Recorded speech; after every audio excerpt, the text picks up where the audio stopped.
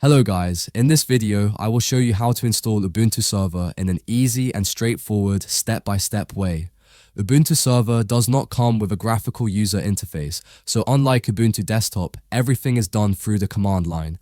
This helps you get maximum system resources for background tasks and server-related work. By the end of the video, we will also access this server from another Windows computer. So without any further delay, let's get started. Alright. First, you need to download the Ubuntu Server ISO file, and then we will create bootable USB drive so we can install Ubuntu. Go to the Ubuntu website, then hover your mouse over Download Ubuntu, and from the left-hand side, click on Server. Then click on Get Ubuntu Server. Download Ubuntu Server. 24.04.3 LTS is the latest version at the time I'm making this video. The download will start automatically. Next, we'll download a bootable USB creation tool called Rufus.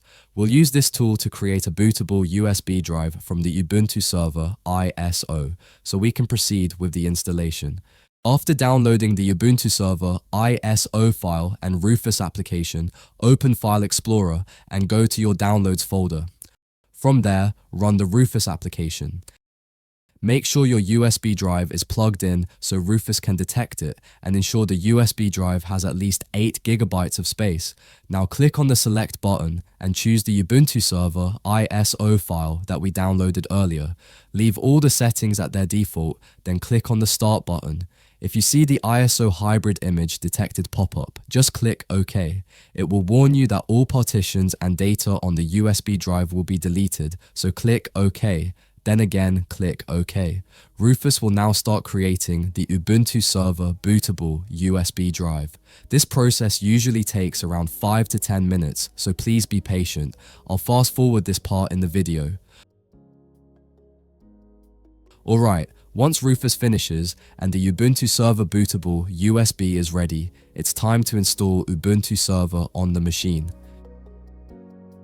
Once you plug the USB drive into the machine where you want to install Ubuntu Server, boot the system from the USB drive. When you see the grubby menu, select the first option, Try or install Ubuntu Server, and press Enter. Ubuntu Server will start loading the necessary files. After the files finish loading, you'll see the setup screen. First, choose your preferred language and press Enter. Then choose your keyboard layout. Make sure it matches your keyboard, select Done, and press Enter to continue. On the next screen, you'll choose the base for the installation. You'll see options like Ubuntu Server Minimal, and additional third-party driver options. For most users, selecting the first option, Ubuntu Server, is perfectly fine.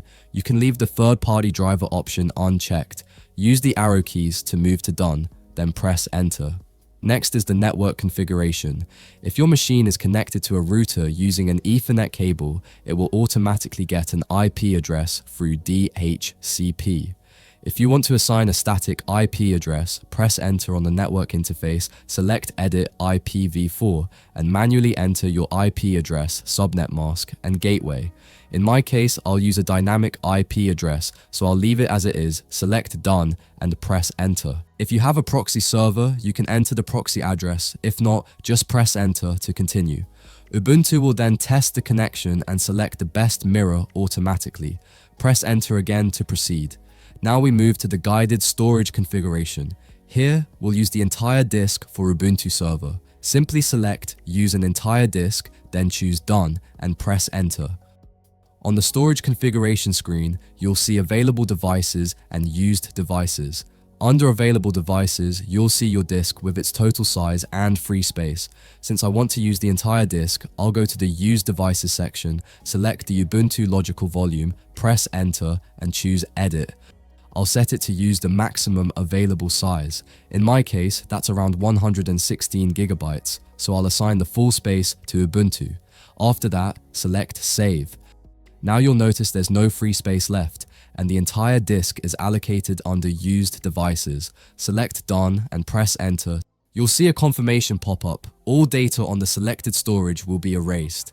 So before you move forward, make sure there are no important files or documents on that hard drive. Once you're sure everything is backed up, select Continue and press Enter. Next, configure your profile by setting up your name, server username, and password. We'll use this username and password later to log in to the Ubuntu server.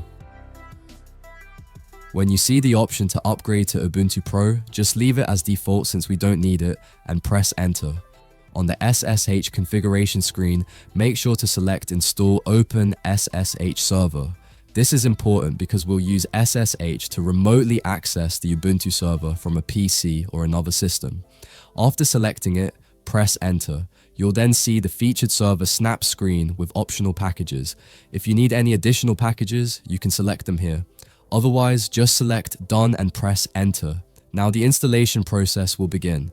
This usually takes around 5 to 10 minutes, so please be patient while Ubuntu server installs on your system. After the installation is complete, select Reboot Now and press enter. The system will restart. Once it boots up, you'll be prompted to log into your Ubuntu server. Go ahead and enter the username and password that you created during the setup. Now that we're logged in, the first thing we need to do is check the server's IP address so we can access it from another machine on the same network. Type ifconfig and press enter. If you see a message saying the command is not found, that's normal because NetTools is not installed by default. So let's install it. Type sudo apt install NetTools and press enter.